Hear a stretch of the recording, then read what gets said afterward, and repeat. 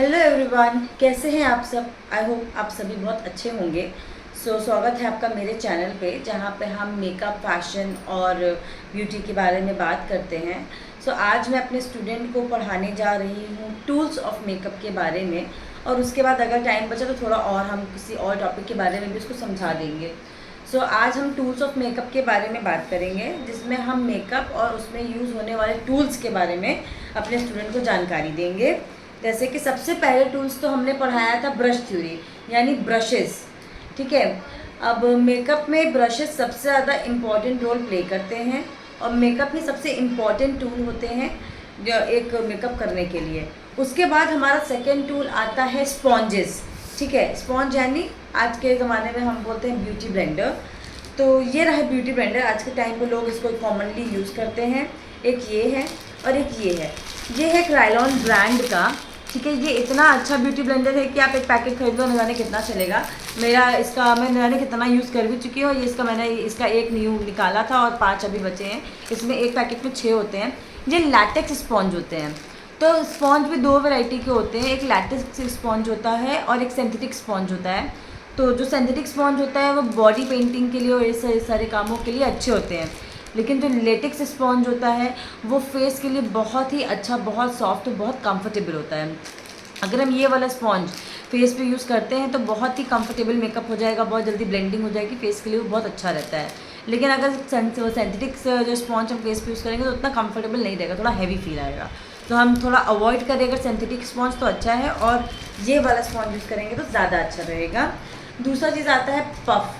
Puff use करना भी बहुत ज़रूरी होता है हमारे मेकअप में। जैसे एक ये पफ़ है हमारे पास, एक आजकल ट्रायंगल शेप का भी आता है, मेरा खो गया है तो पता नहीं कहाँ है।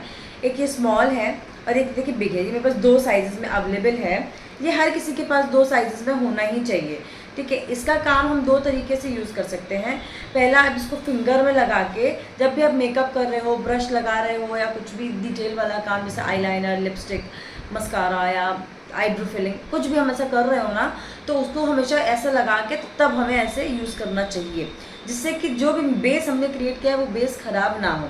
अगर हम ये स्पॉन्ज छोटा या बड़ा जो भी लगा रहे हैं वो लगा के काम करेंगे तो बेस हमेशा परफेक्ट बना रहेगा। दूसरी चीज़, बड़े वाले स्पॉन्ज से हम पाउडर सेटिंग का भी काम कर सकते हैं। जैसे कि हमने बेस बना लिया, वैसे तो हम लोग ब्रशेस से पाउडर सेट करते हैं, लेकिन हम इससे भी पाउडर सेट करते हैं। पाउडर लिया, बेस को ऐसे धीमे धीमे डैप करके सेट किया जा सकता है। ये बहुत अच्छे होते हैं, जिससे कि पाउडर बहुत अच्छा स्मूथ सेट हो जाता है। ठीक। तीसरा और मोस्ट इम्पॉर्टेंट टूल होता है हमारा ये पैलेट और स्पैचुला। ठीक है, ये पैलेट और स्पैचुला हमारा मोस्ट इम्पॉर्टेंट टूल है, क्योंकि जो भी चीज़ें हम यूज़ करते हैं, फॉर एग्जांपल अगर हम फाउंडेशन यूज़ करते हैं तो फाउंडेशन भी हमें पहले इस पर पैलेट पे निकालना चाहिए, फिर जब मुंह पे लगाना चाहिए। हाथ पे या किसी इधर उधर जगह पे नहीं लेना चाहिए। ये हमेशा 2 तरीके के होने चाहिए, या तो ये स्टील बना होना चाहिए या फिर वो ग्लास का होना चाहिए। ठीक है, वुडन पैलेट और स्पैचुला नहीं यूज़ करना चाहिए। स्टील या ग्लास आप दोनों यूज़ कर सकते हैं, दोनों की क्वालिटी बहुत अच्छी होती है। मेरे पास स्टील वाला है, मेरे पास ग्लास वाला नहीं है, और ये मुझे VLCC से मिला था जब मैं वहाँ की स्टूडेंट हुआ करती थी बैंगलोर में। अभी तक मेरा ये चल रहा है, और मेरे पास एक्स्ट्रा पेयर भी इसके रखे रहते हैं, जो कि मेरे लिए बहुत इंपॉर्टेंट टूल है। इसके बिना मेरा कोई काम नहीं होता। मैं इसी से अपना मेकअप ब्लेंड करती हूँ, प्राइमर ब्लेंड करती हूँ, फाउंडेशन के कलर्स ब्लेंड करती हूँ, लिपस्टिक इसी में निकालने के बाद अप्लाई करती हूँ। हर एक चीज़ जो मुझे ज़रूरत होती है मैं अपने स्पैचुला और पैलेट से ही यूज़ करके करती हूँ। तो ये सारे इंपॉर्टेंट टूल्स हैं जो आपके मेकअप वैनिटी में ज़रूर होना चाहिए। अगर ये आपके पास नहीं है तो शायद थोड़ी ये दिक्कत की बात है। और सेकेंड थिंग, मैं अभी आपको एक टॉपिक और पढ़ा सकती हूँ, मेरे पास थोड़ा टाइम और है तो मैं अपने स्टूडेंट को एक टॉपिक और पढ़ा पाऊँगी। वो है colour theory. Colour theory actually में थोड़ा लंबा टॉपिक है, लेकिन मैं आपको थोड़ी जानकारी आज इसी वीडियो में देना चाह रही थी कि कलर थ्योरी क्या है और कलर के बारे में थोड़ी नॉलेज होनी चाहिए। तो मैं आपको 2 मिनट में इसकी सारी जानकारी, जितनी मुझे अभी बताना है, यानी जिसको बोल सकते हैं बेस बताना ज़रूरी, मैं बेस बता देती हूँ।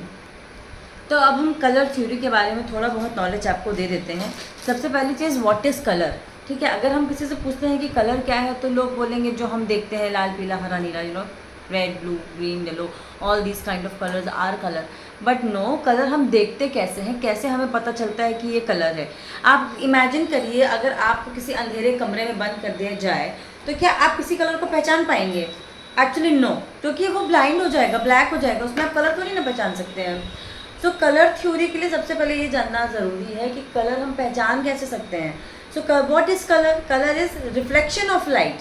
अगर लाइट का रिफ्लेक्शन किसी पर्टिकुलर ऑब्जेक्ट पे पड़ रहा है, जो कि नेचुरल चीज़ों की मैं बात कर रही हूँ, आर्टिफिशियल चीज़ों को जो हम पेंट करते हैं उसके बारे में नहीं, नेचुरल चीज़ें जो भी है, तो जो भी लाइट का रिफ्लेक्शन पड़ा है और हमारे आंखों से जो हम उसको देख पा रहे हैं, उसको बोलते हैं कलर।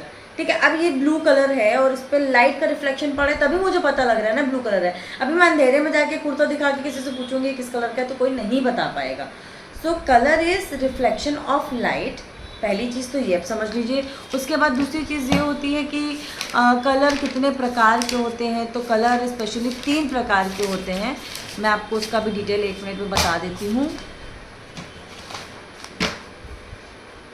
हाँ, एक बड़ी चीज़ मैं आपको बता दूँ कि प्रोफेशनली जब हम किसी प्रोफेशनल टर्म में कलर के बारे में बात करते हैं तो प्रोफेशनल कलर टर्म में कलर को ह्यू बोलते हैं। ठीक है, ह्यू, HUE, ह्यू। कलर को स्पेशली ह्यू बोला जाता है क्योंकि कलर जो है आप ऐसा समझिए कि कलर तो हम बचपन से बोलते चले आ रहे वो टर्म, लेकिन हम प्रोफेशनली टर्म में जब कहीं काम कर रहे होते हैं तो उसको ह्यू ही बोला जाता है, पहली चीज़। ठीक है, दूसरी चीज़ कि कलर जो है, कलर के विजुअल जो इफ़ेक्ट होते हैं वो स्पेसिफिक कॉम्बिनेशन से बनते हैं। ठीक है, तभी आपको वो दिखाई पड़ते हैं। अब पहली चीज़ हम आपको बताते हैं प्राइमरी कलर के बारे में। What is primary colour? तो primary colour are those colour जो कि हमें नेचर से मिलते हैं, जो कि हम बना नहीं सकते हैं। ठीक है, जो कि हमें ऐसा है कि ऐसा समझ लीजिए कि 3 कलर होते हैं primary colour, blue, red and yellow. तो आप किसी भी चीज़ को किसी से भी डिफाइन कर सकते हो। जैसे कि आप रेड को आग से डिफाइन कर सकते हो, आग से आपको रेड याद आएगा, आपको सूरज देख के येलो याद आएगा, आपको पानी या आसमान देख के ब्लू याद आएगा। तो ये तो ऐसे कलर जो बने बनाए, हमें बनाने की ज़रूरत नहीं है, तो हमें मिले हैं। और ये कलर्स ऐसे होते हैं जो सबसे ज़्यादा पिगमेंटेड कलर्स होते हैं। फिर जब हम एक प्राइमरी और एक सेकेंडरी कलर को मिक्स करते हैं तो हमें एक मिलता फिर 2 प्राइमरी कलर्स को इक्वल रेशियो में मिक्स करते हैं तो बनते हैं सेकेंडरी कलर्स। ओके, तो जब हम जैसे फॉर एग्जांपल हम रेड को ब्लू से मिक्स करेंगे तो वॉयलेट बन जाएगा, ब्लू को जो है येलो से मिक्स करेंगे तो ग्रीन बन जाएगा, येलो को और जो है रेड से मिक्स करेंगे तो ऑरेंज बन जाएगा। ये हमारे सेकेंडरी कलर्स बन जाते हैं। फिर जब इसके बाद हम आगे बढ़ते हैं और जब हम एक प्राइमरी और एक सेकेंडरी कलर्स को मिक्स करने की बारी आती है तो उसको हम बोलते हैं टर्शरी कलर्स। ठीक है, tertiary, TERTIARY, tertiary colours. Okay, सो इसमें क्या होता है कि एक प्राइमरी एक सेकेंडरी कलर को जब हम मिक्स करेंगे तो एक टर्शरी कलर बन के रेडी हो जाएगा। ठीक है, अब वो हम इक्वल रेशियो में भी मिक्स कर सकते हैं, लाइट डार्क के रेशियो में भी मिक्स कर सकते हैं कि ये कलर ज़्यादा वो कलर कम, ऐसा करके जिस तरीके से मिक्स करेंगे आपको अलग अलग तरीके के कलर मिल जाएंगे। तो it can be a bunch of colours also, you know, and it can be it can be called as tertiary colors also।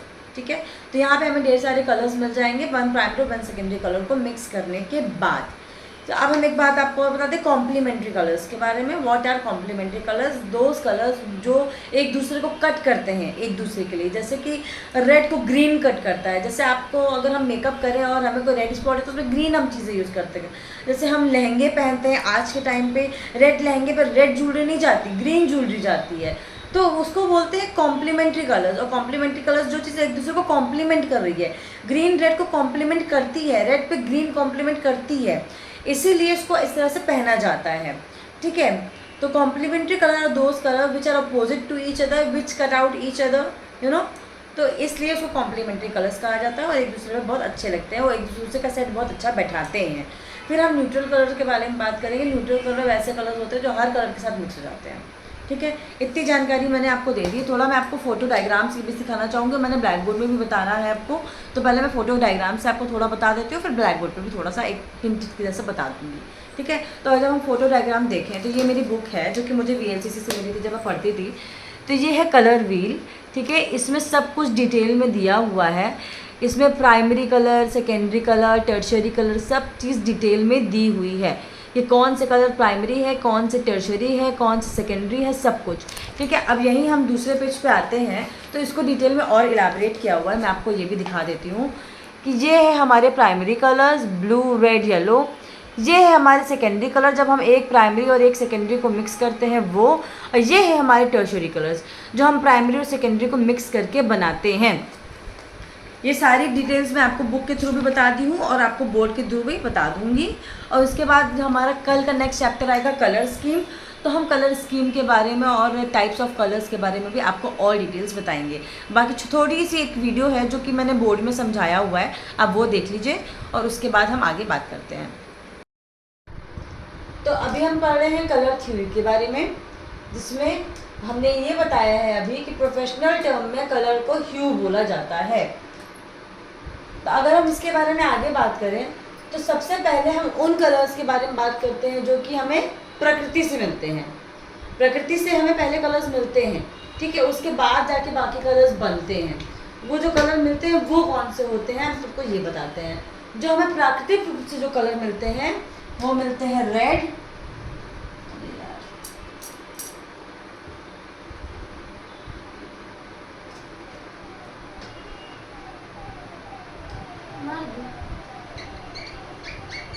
Blue, red, blue और येलो।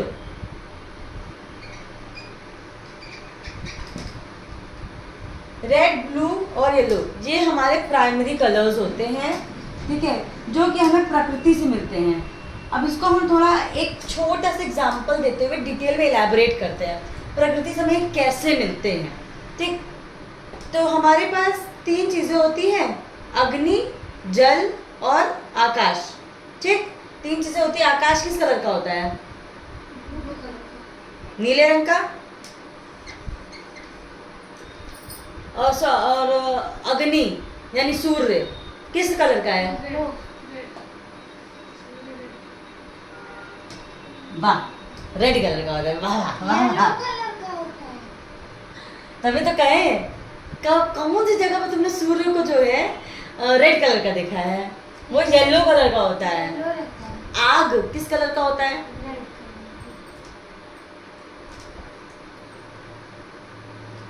सूर्य हो गया, अग्नि हो गया, बादल, पानी भी बोल सकती हो, पानी भी नीला होता है, आकाश भी नीला होता है।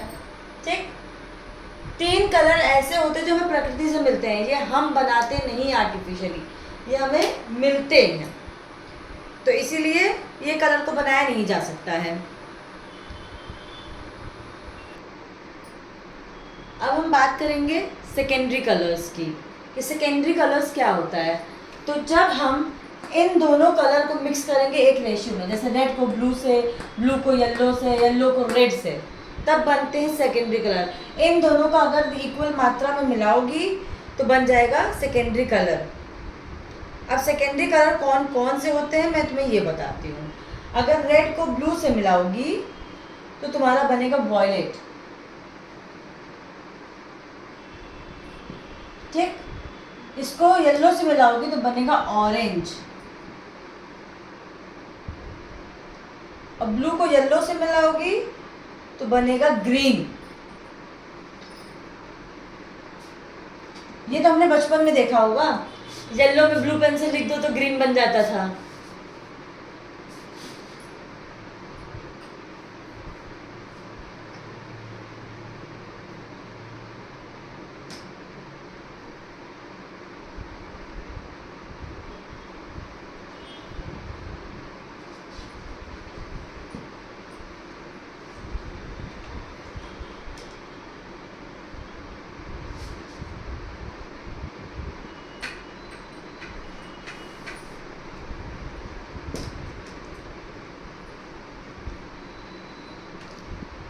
अब इसके बाद 3rd नंबर आता है टर्शियरी कलर।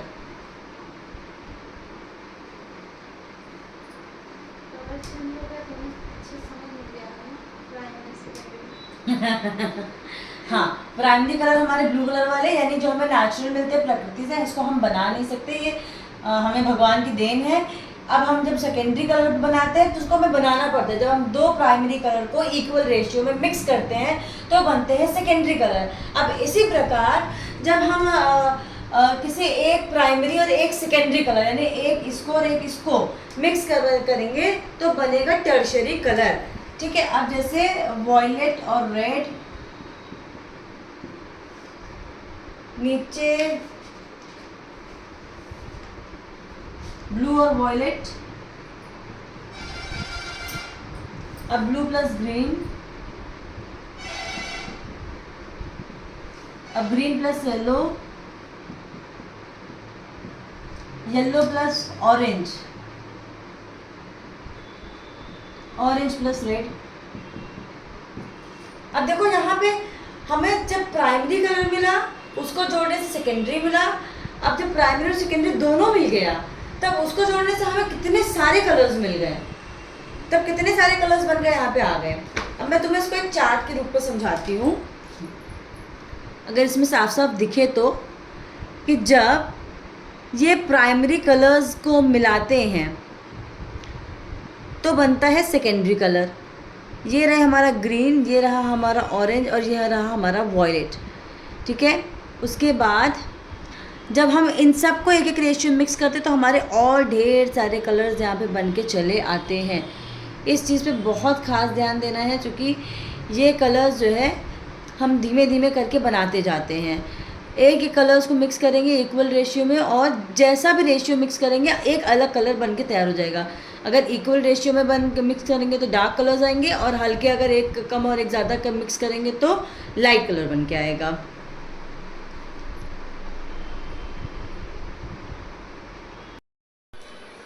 अभी हमने आपको बोर्ड में भी सारी डिटेल्स दे दी है कि कैसे क्या होता है, कलर व्हील क्या होता है क्या नहीं। कलर व्हील आइजैक न्यूटन ने बनाया था 1666 में, ठीक है। और कलर व्हील बनाने के बाद ही हमें कलर्स के नॉलेज हुए, कौन कौन से कलर्स होते हैं कौन कौन से नहीं। ये कलर्स सिर्फ मेकअप में ही नहीं, हर जगह यूज़ होते हैं, हेयर में, मेकअप में, स्किन में, हर जगह पे सारे कलर्स यूज़ किए जाते हैं। इसी कलर व्हील से हमें कलर्स की जानकारी होती है, और जो भी जानकारी मुझे है मैं कोशिश करती हूँ कि मैं आपके साथ शेयर कर पाऊँ। मेरा पूरा वीडियो देखने के लिए थैंक यू वेरी मच, अगर आपने देखा है तो। और मैं बाकी इसी तरह की जानकारी थोड़ी थोड़ी अलग अलग वीडियोस में देती जाऊँगी, जिससे कि जो पढ़ना चाहता है, इंटरेस्टेड है, तो वो पढ़ लेगा, जो ऑलरेडी पढ़ा हुआ है उसकी जानकारी हो जाएगी, और जिसको कुछ भी नहीं आता वो भी थोड़ा बहुत जान जाएगा एक्चुअली। इसलिए मैं वीडियोस बनाती हूँ। बाकी थैंक यू वेरी मच मेरा वीडियो देखने के लिए। बाकी का वीडियो आप कल नेक्स्ट देख सकते हैं, जिसमें हम आगे कलर स्कीम और कलर के बारे में डिटेल में पढ़ाई करेंगे। तो थैंक यू, बाय बाय।